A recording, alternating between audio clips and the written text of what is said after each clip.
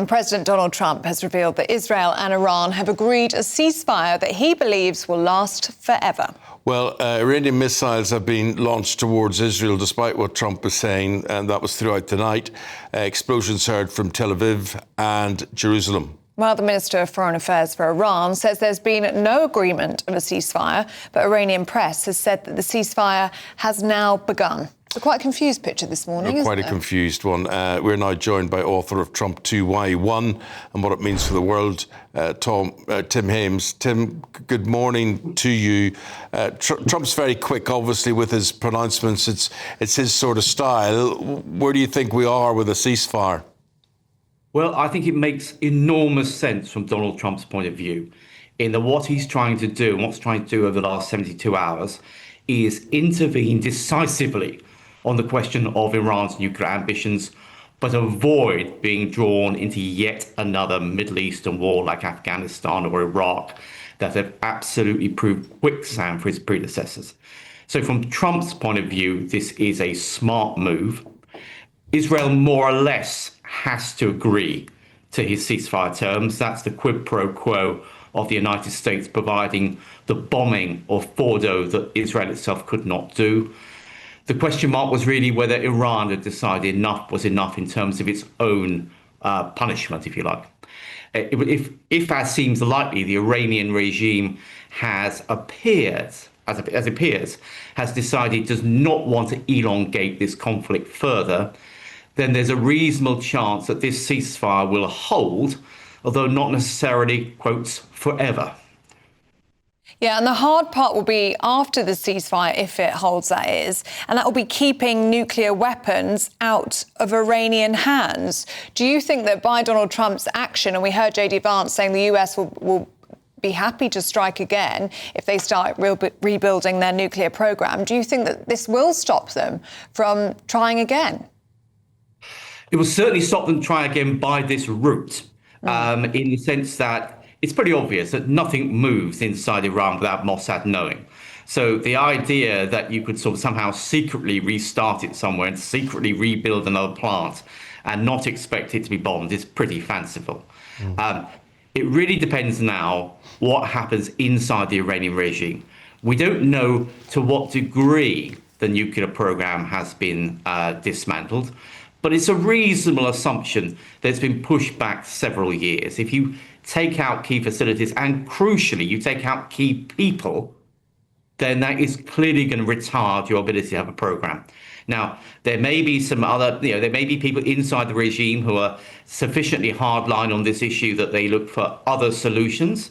The most drastic would be to attempt to literally buy those weapons off the shelf from North Korea and somehow get them from North Korea to Iran without either Israel or the United States finding out. Good luck with that one. But cooler heads may now say, let's limit our losses. We don't want, as the existing regime change.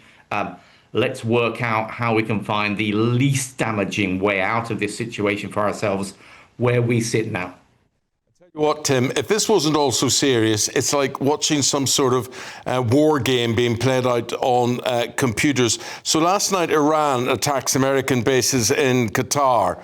But it gives warnings, and Trump has actually thanked them for warning him and to give them time to intercept the missiles and to make sure there were no casualties or whatever. Is this a joke? Is he joking, or is he being serious? Well, he's being serious in the sense that clearly there's a kind of game of diplomacy verging, as you imply, on pantomime going here, in that the Iranians felt obliged for their own domestic purposes to be seen to be doing something in retaliation for what occurred in the early hours of Sunday morning. And the Americans probably understood that they needed to be seen to be doing something, but they didn't want that something to turn into something serious.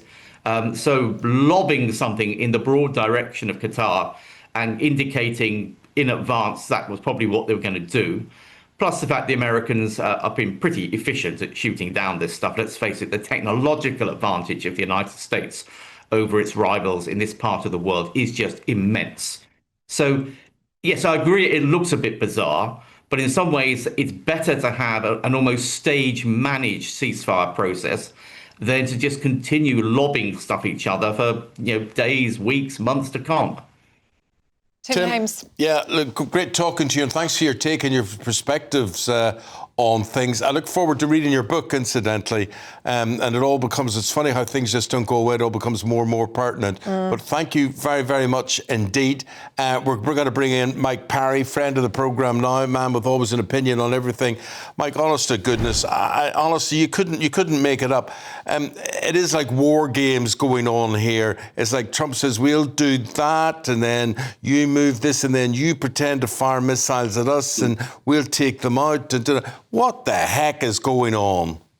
Yeah, I mean, the Middle East has been a puzzle all my life, and I'm in my 70th year, and nothing is ever as it seems. And as you quite rightly say, the retaliation was stage managed to make the people who are the victims feel like they're hitting back. Iran had to sort of convince their people, even though the government's not popular, don't worry, we're fighting back. But it was stage managed. But it's going to move on, again today to another chapter of how this remarkable situation, which Donald Trump has now called the 12-day war. He said, I've ended the 12-day war. He's announced an international ceasefire. Some people in Iran are accepting it, some are not. But today, the NATO meeting starts in The Hague.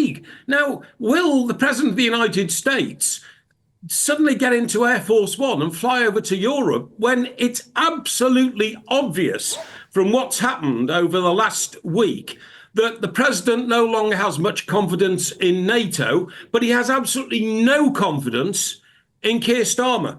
Keir Starmer, who's the Prime Minister of the United Kingdom, was left out of all the talks and all the negotiations which led up to that historic bombing mission, which may have taken out the Iranian nuclear threat to the world. The simple situation is that the United States, and Donald Trump in particular, does not trust the United Kingdom. We were not given very much advance warning. We were given some advance warning, but not enough whereby Mike, we could have shared that information. I'll tell you what, I don't trust what Starmer's going to say today. He's going to announce GDP. We're going to spend 5% on defence spending. Right. Yeah.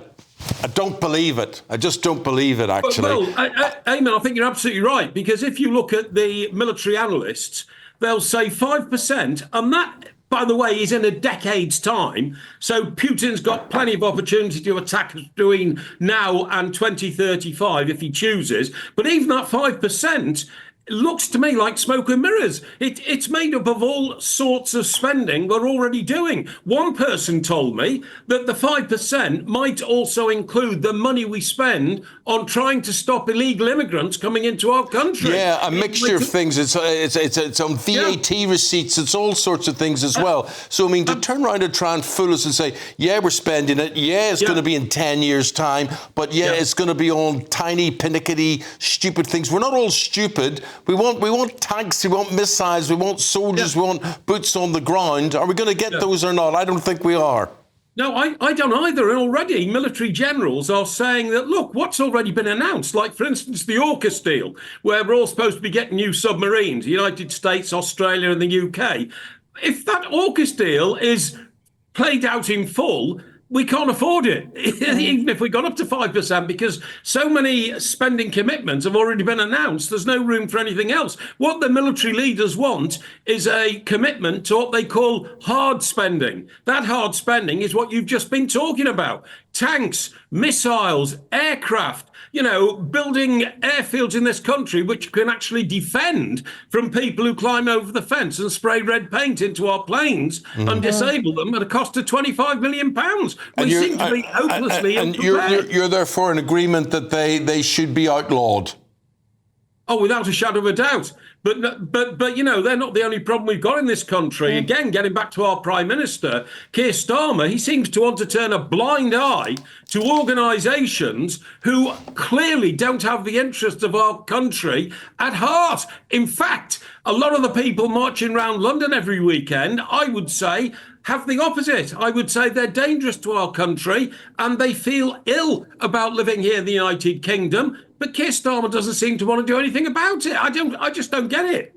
And Mike, as part of the manifesto pledges, Labour said that the Iranian Revolutionary Guard would be prescribed as a terror group, and that's yet to happen. You think in the times that we're looking at now, that's more important now than ever? Yeah, Ellie, you're so right. And do you know why we wouldn't prescribe the Iranian military guard, who are, the elite forces who defend the mullahs in that theocracy called Iran? The reason we wouldn't prescribe them was, according to political circles, we didn't want to upset Iran. Can you believe that? Iran, which is a country run by medieval barbarians, and we were frightened to prescribe one of the most dangerous anti-Western military units in the world in case it upset the mullahs. In Iran, we don't have a coherent foreign policy on how to defend this country. I just want to say to people listening and watching, you're listening to Mike Parry, you're watching Mike Parry. If you've got an opinion what he's saying, if you agree or disagree with him, get in touch and have your say this morning, and we will reflect those views throughout the programme. We will, yeah. Mike Parry, good to see you this morning. Thank you very much. Thanks, Mike. Appreciate it. So a lot to talk about there, a lot to go through, a lot on your mind so early in the morning with the time at 6:15.